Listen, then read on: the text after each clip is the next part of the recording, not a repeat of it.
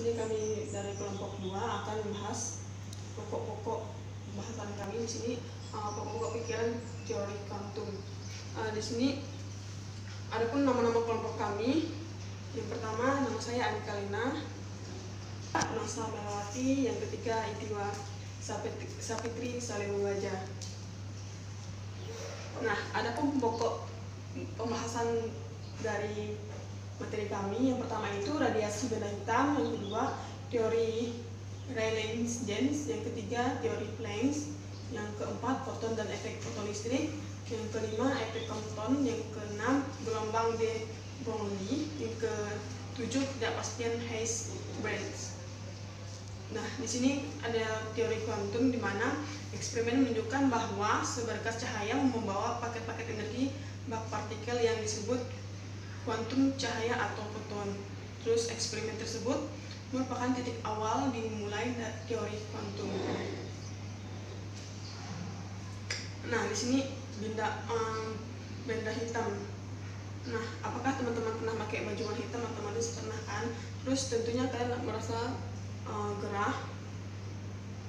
Mengapa demikian? Karena permukaan benda hitam yang berwarna hitam maka menyerap kalor lebih cepat dibandingkan dengan permukaan benda yang berwarna cerah. Nah, hal inilah yang menyebabkan kita merasa lebih cepat gerah dan panas jika memakai baju berwarna gelap atau hitam pada siang hari. Dan sebaliknya juga, kita akan lebih nyaman memakai baju warna hitam pada saat malam hari dikarenakan permukaan benda berwarna gelap atau hitam mudah memancarkan kalor daripada benda yang berwarna lainnya. Terus, nah di sini juga radiasi benda hitam itu pengertiannya. Jadi kesimpulan dari tadi yang saya jelaskan di sini, radiasi benda hitam adalah sebuah benda yang menyerap semua radiasi yang mendatang. Terus memiliki nilai penyerapan radiasi besar dan nilai emisivitas adalah E sama dengan 1. Nah, di sini ada gambarnya. Kemarin kan sudah dibahas nih tentang gambar kemarin. Terus sumber cahaya masuk ke daerah gambar sini, terus akan memantulkan dinding. Terus dinding akan memantulkan ke dinding sebaliknya dan seterusnya. Terus ini benda hitamnya. Di sini kami dari kelompok 2 akan membahas pokok-pokok bahasan kami di sini, pokok-pokok pikiran teori kuantum. Di sini adapun nama-nama kelompok kami. Yang pertama, nama saya Anika Lina, Nasa Melawati, yang ketiga Itiwa Sapitri Salewaja. Nah, adapun pokok pembahasan dari materi kami, yang pertama itu radiasi benda hitam, yang kedua teori Rayleigh-Jeans, yang ketiga teori Planck, yang keempat foton dan efek fotolistrik, yang kelima efek Compton, yang keenam gelombang de Broglie, yang ketujuh ketidakpastian Heisenberg. Nah, di sini ada teori kuantum di mana eksperimen menunjukkan bahwa seberkas cahaya membawa paket-paket energi bak partikel yang disebut kuantum cahaya atau foton. Terus eksperimen tersebut merupakan titik awal dimulai dari teori kuantum. Nah, di sini benda hitam. Nah, apakah teman-teman pernah pakai baju warna hitam? Otomatis pernah kan? Terus tentunya kalian merasa gerah. Mengapa demikian? Karena permukaan benda hitam yang berwarna hitam maka menyerap kalor lebih cepat dibandingkan dengan permukaan benda yang berwarna cerah. Nah, hal inilah yang menyebabkan kita merasa lebih cepat gerah dan panas jika memakai baju berwarna gelap atau hitam pada siang hari. Dan sebaliknya juga, kita akan lebih nyaman memakai baju warna hitam pada saat malam hari dikarenakan permukaan benda berwarna gelap atau hitam mudah memancarkan kalor daripada benda yang berwarna lainnya. Terus, nah di sini juga radiasi benda hitam itu pengertiannya. Jadi kesimpulan dari tadi yang saya jelaskan di sini, radiasi benda hitam adalah sebuah benda yang menyerap semua radiasi yang mendatang. Terus memiliki nilai penyerapan radiasi besar dan nilai emisivitas adalah E sama dengan 1. Nah, di sini ada gambarnya. Kemarin kan sudah dibahas nih tentang gambar kemarin. Terus sumber cahaya masuk ke daerah gambar sini, terus akan memantulkan dinding. Terus dinding akan memantulkan ke dinding sebaliknya dan seterusnya. Terus ini benda hitamnya.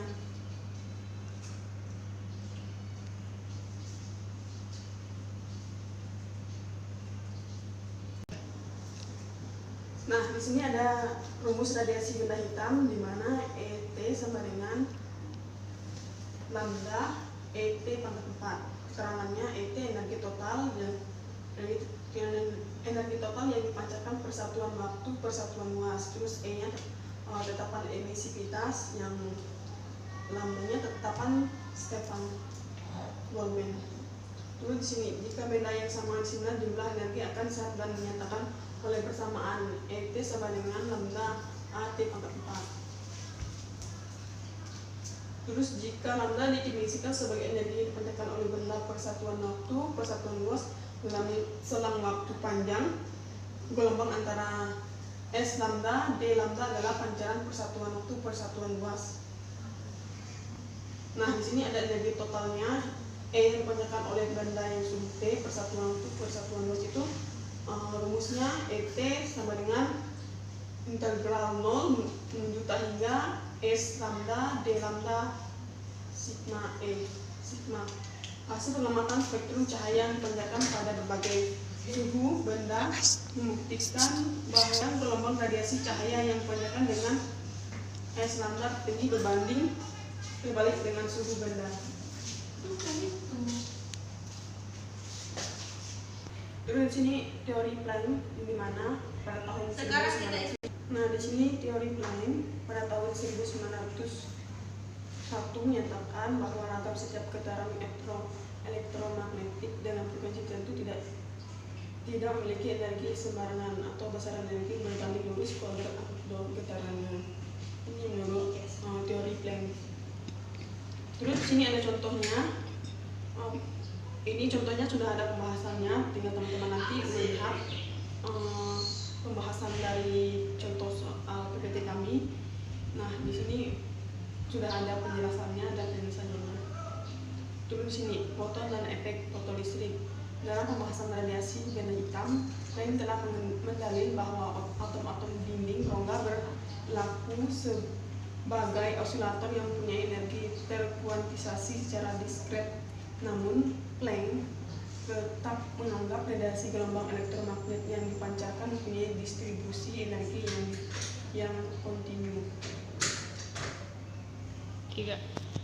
Nah, selanjutnya saya akan mau lanjutkan. Sekarang saya akan melanjutkan materi yang dibahas oleh Ani. Nah, pada tahun 1905 Einstein mengusulkan bahwa radiasi elektromagnet terdiri atas paket-paket energi bak partikel. Nah, jika frekuensi gelombang elektromagnet adalah nu, besar paket energinya adalah hnu. Paket energi disebut dengan foton. Elektron yang lepas memiliki energi kinetik yang bertambah. Ini ada rumus radiasi benda hitam di mana ET sama dengan lambda ET pangkat 4. Keterangannya ET energi total dan energi total yang dipancarkan per satuan waktu per satuan luas. Terus E-nya tetapan emisivitas, yang lambdanya tetapan Stefan Boltzmann. Terus di sini jika benda yang sama similar jumlah energi akan saat dan dinyatakan oleh persamaan ET sama dengan lambda AT pangkat 4. Terus jika lambda didefinisikan sebagai energi yang dipancarkan oleh benda per satuan waktu per satuan luas dalam selang waktu panjang, gelombang antara S lambda D lambda adalah pancaran persatuan waktu persatuan luas. Nah, di sini ada energi totalnya. E yang dipancarkan oleh benda yang sudut T persatuan waktu persatuan luas itu rumusnya ET sama dengan integral 0 juta hingga S lambda D lambda sigma E sigma. Hasil pengamatan spektrum cahaya yang dipancarkan pada berbagai suhu benda membuktikan bahwa gelombang radiasi cahaya yang dipancarkan dengan S lambda tinggi berbalik dengan suhu benda. Teori Planck pada tahun 1901 menyatakan bahwa ragam setiap getaran elektromagnetik dalam frekuensi tertentu tidak memiliki energi sembarangan atau besaran energi berbanding lurus kuadrat amplitudo getarannya. Ini menurut teori Planck. Terus sini ada contohnya. Ini contohnya sudah ada pembahasannya, tinggal teman-teman nanti melihat pembahasan dari contoh soal PPT kami. Nah, di sini sudah ada penjelasannya dan penjelasannya. Terus di sini foton dan efek fotolistrik. Dalam pembahasan radiasi benda hitam, Planck telah mendalil bahwa atom-atom dinding rongga berlaku sebagai osilator yang mempunyai energi terkuantisasi secara diskret. Namun, Planck tetap menganggap radiasi gelombang elektromagnet yang dipancarkan mempunyai distribusi energi yang kontinu.